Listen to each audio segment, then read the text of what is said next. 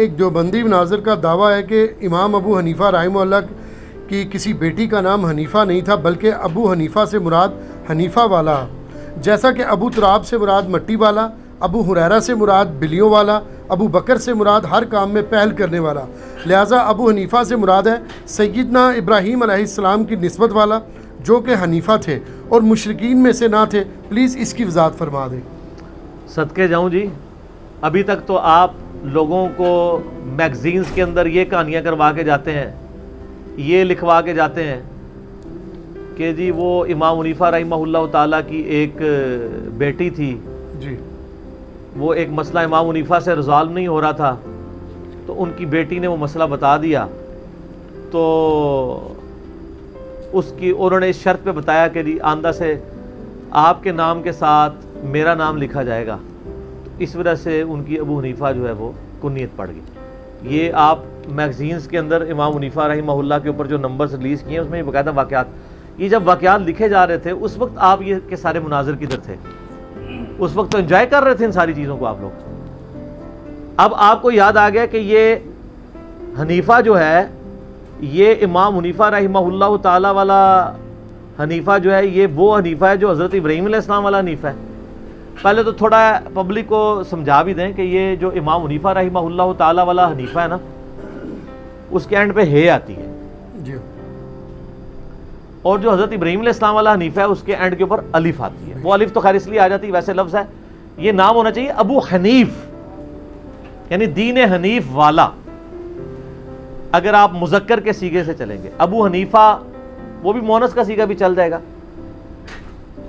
حنیفہ کہتے ہیں سب سے ٹوٹ کر ایک اللہ کا ہو جانے والا۔ تو حضرت ابراہیم علیہ السلام تو وہ حنیفہ تھے کہ جس میں کوئی فرقے ہی نہیں تھے۔ کیوں؟ ما کان ابراہیم یہودی ولا نصرانی، ابراہیم نہ یہودی تھے نہ نصرانی تھے، ولیکن کان حنیفا مسلما وما کان من المشرکین، بلکہ وہ تو مسلمان تھے، سب سے ٹوٹ کر ایک اللہ کے ہو جانے والے تھے اور مشرکوں میں سے نہیں تھے۔ تو ابراہیم علیہ السلام تو اپنے آپ کو مسلم کہتے تھے، آپ تو اپنے آپ کو مسلم نہیں کہتے، الٹا آپ گالی سمجھتے ہیں جی، آپ کہتے ہیں نہیں نہیں نہیں وہ ضروری نہیں ہے، ہم دیوبندی کہہ لیں ہم بریلوی کہہ لیں کافی ہے۔ کافی کہاں سے ہے؟ دیوبندی حنفی کہتے ہیں کہ بریلوی حنفی فراڈ ہے، بریلوی حنفی کہتے ہیں دیوبندی حنفی فراڈ ہے، سنی کہتے ہیں یہ فراڈ ہے، شیعہ کہتے ہیں وہ سنی فراڈ ہے، کدھر جائیں گے؟ تو یہ انہوں نے امام حنیفہ رحمہ اللہ کی نسبت اگر ابراہیم علیہ السلام سے جوڑی ہوئی ہے تو ابراہیم علیہ السلام کے جو عقائد اور نظریات ہیں وہ تو کتاب و سنت میں آگے ہوئے ہیں۔ قرآن حکیم میں کہیں بھی نہیں ہے کہ ابراہیم علیہ السلام قبروں سے اور بزرگوں کے سینوں سے جائز طریقے سے فیض لینے کے قائل تھے، جبکہ المحند علی المفند میں لکھا ہوا ہے کہ ہم بزرگوں کے قبروں اور سینوں سے جائز طریقے سے فیض لینے کے قائل ہیں۔ ناجائز طریقے تو ہمیں پتہ ہے، آپ جائز طریقہ بھی بتا دیں، ٹھیک ہو گیا؟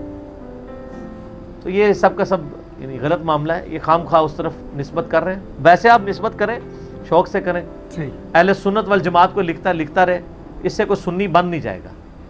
ورنہ آپ بریلویوں سے پوچھ لیں کیا دیوبندی سنی ہے، وہ کہیں گے نہیں، ان کو کہیں ان کی مسجد میں لکھا ہے اہل سنت والجماعت، وہ کہتے ہیں لکھنے سے کیا ہوتا ہے؟ سر یہی تو ہم بھی کہہ رہے ہیں، لکھنے سے کیا ہوتا ہے؟ اور دیوبندیوں سے پوچھے وہ کہتے ہیں انہوں نے لکھا، وہ کہتے ہیں لکھنے سے کیا ہوتا ہے؟ ہم بھی یہ کہتے ہیں کہ اگر آپ شراب کی بوتل کے باہر جامع شیریں یا روح افزا لکھ دیں تو اس سے وہ جامع شیریں یا روح افزا بن نہیں جائے گی، جب تک کہ پریکٹیکلی آپ کے عقائد اور نظریات ان تعلیمات کے مطابق نہیں ہوں گے جو کتاب و سنت میں لکھے ہوئے ہیں۔ تو آپ بے شک اپنے آپ کو حنیفی کہتے رہیں، حنفی کہتے رہیں، آپ ابو حنیفہ سے مراد حنیفہ والا کہتے رہیں، حنیفہ والے ہوں تو سر حضرت ابراہیم علیہ السلام تو سب سے ٹوٹ کے ایک اللہ کے ہو گئے تھے، انہوں نے کوئی فرقے نہیں بنائے تھے، بلکہ یہود و نصارہ دونوں یہ دعویٰ کرتے تھے ہم ابراہیمی ہیں۔ تو اللہ تعالیٰ نے کہا نہیں، ابراہیمی تو نہ یہودی تھے نہ عیسائی تھے، بلکہ وہ تو مسلم تھے۔ ہم آپ سے بھی کہتے ہیں کہ نبی علیہ السلام حضرت ابراہیم علیہ السلام نہ بریلوی تھے نہ دیوبندی تھے نہ سنی تھے نہ شیعہ تھے، بلکہ مسلم تھے۔ تو آپ بھی ذرا فخر سے اپنے آپ کو مسلم کہیں نا تو پتہ چل جائے گا، بلکہ یہ تو مسلم لفظ کو ہی ایک گالی سمجھتے ہیں، کہتے ہیں پتہ ہی نہیں چلے گا۔ میں نے پہلے بھی ایڈریس کیا ہے اس ٹاپک کے اوپر کہ پتہ نہیں چلے گا، تو نبی علیہ السلام کو چاہیے تھا نا کہ امت کو بتا کے جاتے ہیں کہ بھئی فلاں صدی میں یہ مسئلہ آئے گا تو ایک دم یہ ایڈ کر لینا، پھر جب انگریز آ جائیں گے اور دو اسی حنفی اسکول آف تھاٹ کے 2 مدرسے بن جائیں گے، پھر ایک دم اور لگا لینا، دیوبندی حنفی اور بریلوی حنفی، اور جب دیوبندیوں میں پھوٹ پڑ جائے پھر ایک دم اور لگا دینا، حیاتی حنفی اور مماتی حنفی دیوبندی، اور جب حیاتیوں میں پھوٹ پڑ جائے پھر ایک اور دم لگا دینا، یزیدی حنفی دیوبندی حیاتی، اور دوسری طرف ناسبی یا یہ جو دوسری طرف حسینی. ٹھیک ہے، وہ آج کل آپ دیکھ رہے ہیں نا کس طرح طارق جمیل صاحب کے خلاف ماسک کھڑا کیا ہوا انہوں نے، کتنے سخت. یعنی آپ اندازہ کریں کہ آپ 1-2 باتوں میں مخالفت کر دیں، آپ کو 0 سے ملٹیپلائی کر دیتا ہے آپ کا فرقہ، کہ یہ تو بالکل فارغ ہو گیا ہے. چاہے آپ کی اس کے ساتھ 100 چیزیں مشترکہ ہوں، ایک چیز پہ اختلاف کر دے کہتے تو فارغ، ختم. اتنا حوصلہ نہیں ہے. یہ اسی طریقے سے جیسے قرآن حکیم میں آتا ہے نا کہ یہود و نصارہ تم سے اس وقت تک راضی نہیں ہوں گے جب تک کہ ان کی ملت پہ نہ آ جاؤ. اور میں بھی آپ کو وثوق سے کہتا ہوں، بریلوی، دیوبندی، اہل حدیث، شیعہ، یہ سب کے سب جو جدھر لگے ہمارے بھائی ہیں، مسلمان ہیں، لیکن یہ آپ سے راضی نہیں ہوں گے جب تک آپ مکمل ان کی ملت پہ نہ آ جائیں. میں کوئی شیعوں کے خلاف کلپ چڑھاتا ہوں تو میرے جو شیعہ دوست ہیں علماء، ان کو ان کے شیعوں کے فون آنے شروع ہو جاتے ہیں کہ یہ دیکھیں انجینئر صاحب کیا کر رہے ہیں. وہ کہتے ہیں انجینئر صاحب کو کیا کہیں، انہوں نے کب کہا میں شیعہ ہوں ایز اے فرقہ. ویسے کوئی شیعہ علی ہمیں کہے تو ٹھیک ہے، شیعہ ابو بکر بھی ہیں، شیعہ عمر بھی ہیں، شیعہ عثمان و علی بھی ہیں. اور جب سنیوں کے خلاف کلپ آتا ہے تو جو سنی دوست ہیں ان کو لوگ کہتے ہیں جناب یہ دیکھیں نہیں. وہ کہتے ہیں انجینئر صاحب نے کب کہا ہے کہ میں سنی ہوں. ہم تو مسلم کی بات کر رہے ہیں. ان فرقوں سے اور ان چیزوں سے، تفریقات سے بلند ہو کے چیزوں کو دیکھیں. ادروائز اسی طریقے سے لڑتے رہیں گے اور کفار آپ کا مذاق اڑاتے رہیں گے. اس کا حل صرف یہ ہے کہ آپ صبح و شام ایک دفعہ کہا کریں کہ نہ میں بھابی نہ میں بابی، میں ہوں مسلم علمی کتابیں. ٹھیک ہو گیا جی؟ ٹھیک ہے جی. اللہ تعالیٰ سے دعا ہے جو حق بات میں نے کہی اللہ تعالیٰ ہمارے دلوں میں راسخ فرمائے. آمین. اگر جذبات میں میرے منہ سے کوئی غلط بات نکل گئی تو اللہ تعالیٰ ہمارے دلوں سے ہی معاف کر دے. ہمیں کتاب و سنت کی تعلیمات پر عمل کر کے دوسرے بھائیوں تک پہنچانے کی توفیق عطا فرمائے.